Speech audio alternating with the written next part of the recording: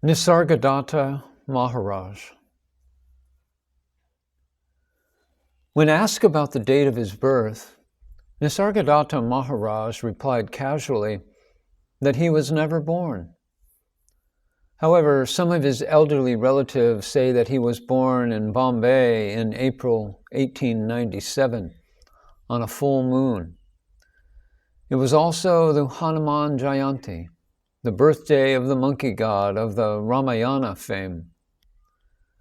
To associate his birth with this auspicious day, his parents named him Maruti, which was another name for Hanuman. During his boyhood years, he worked on his parents' small farm in the nearby village. Although he grew up with little or no formal education, he was exposed to religious ideals by his father's friend, a pious and learned Brahmin. Maruti's own father died when the boy was 18, leaving behind his wife and 6 children. Maruti and his older brother left the farm to look for work in Bombay. After a brief stint as a clerk, Maruti opened a shop selling tobacco and leaf-rolled cigarettes called bidis. The shop was modestly successful, and Maruti was married in 1924. A son and 3 daughters soon followed. When Maruti was 34, he met his guru, Sri Ramanasramam Maharaj. Nisargadatta Maharaj himself narrated what transpired between him and his guru. "My guru ordered me to attend to the sense I am, and to give attention to nothing else. I just obeyed. I did not follow any particular course of breathing or meditation or study of scriptures. Whatever happened, I would turn away my attention from it and remain with the sense I am. It may look too simple, even crude. My only reason for doing it was that my guru told me so. And it worked." As Sri Bhagavan would say, just to be, not to be this or that, just be. While seriously practicing, something exploded within Maruti, giving birth to a cosmic consciousness, a sense of eternal life, and thus emerged the illuminating personality of Nisargadatta Maharaj.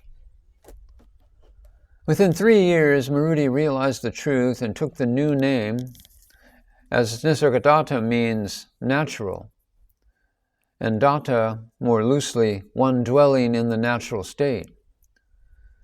It also means nisarga, without parts, and suggests the unfragmented, seamless, solid state of awareness of a sage.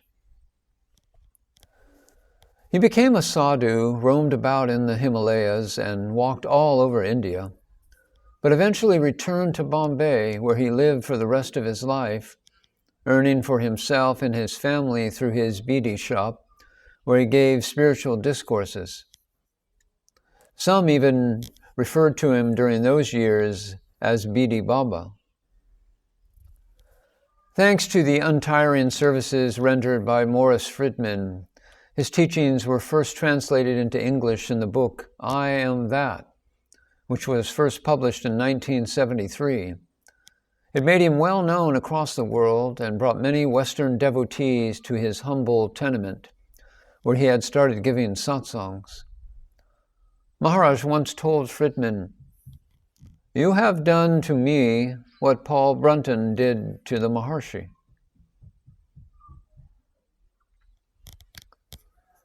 Some quotes of Nisargadatta Maharaj. "Sometimes I know that I am everything, and I call that love. Sometimes I know that I am nothing, and I call that wisdom. Between love and wisdom, my life continually flows."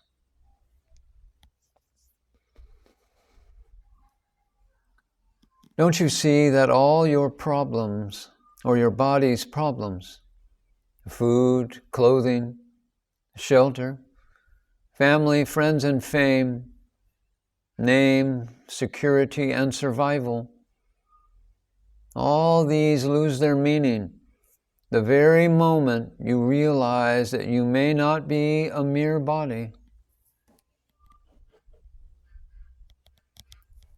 When you are no longer attached to anything, you have done your share. The rest will be done for you. By whom? By the same power that brought you so far, that prompted your heart to desire truth and your mind to seek it. It is the same power that keeps you alive.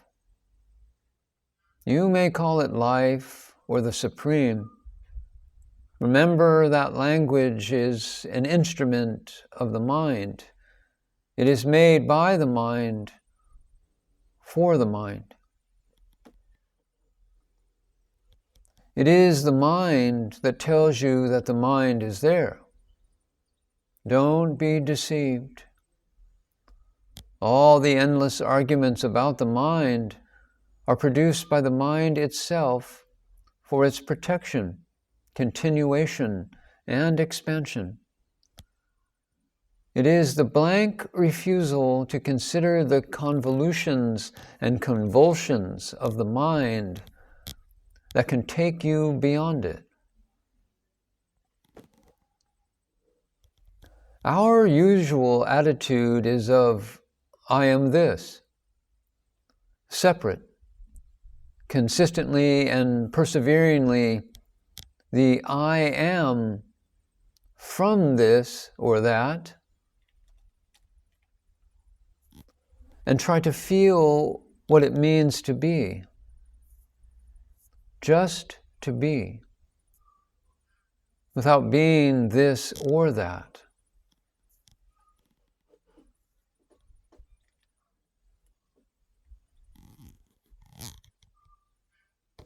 To know the world, you forget the self. To know the self, you forget the world. Don't pretend to be what you are not. Don't refuse to be what you are.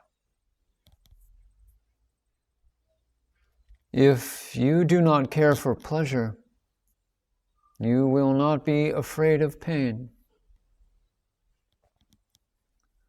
What you need will come to you if you do not ask for what you do not need.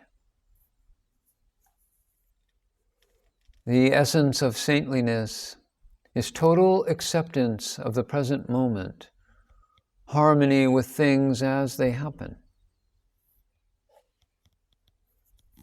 Desire is the root cause of all suffering.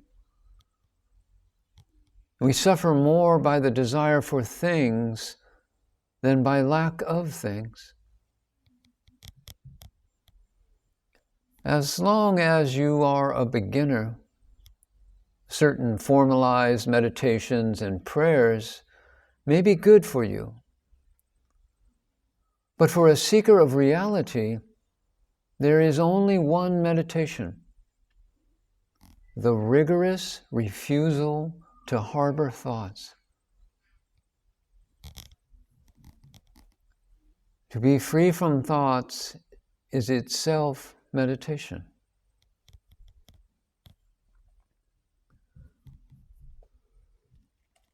Because you know you are, you know the world is. You also know that God is. If you don't know you are, where is the world and where is God?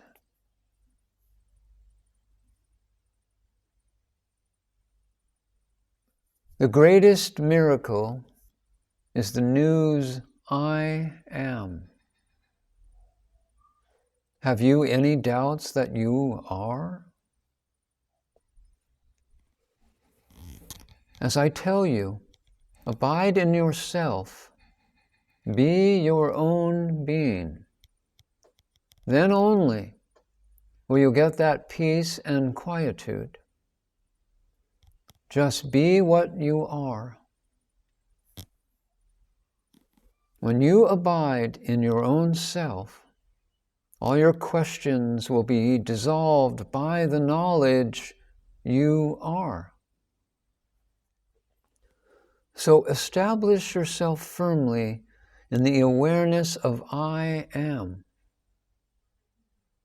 This is the beginning and also the end of all endeavor. Relax and watch the I am.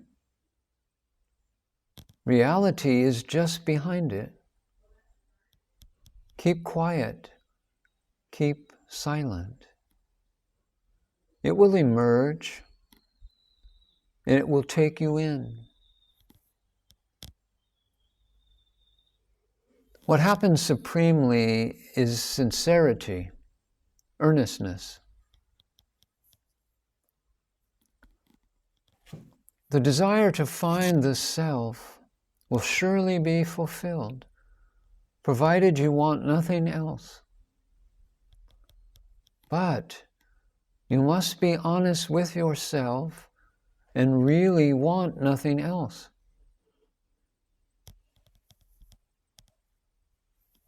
How long do you do this type of meditation?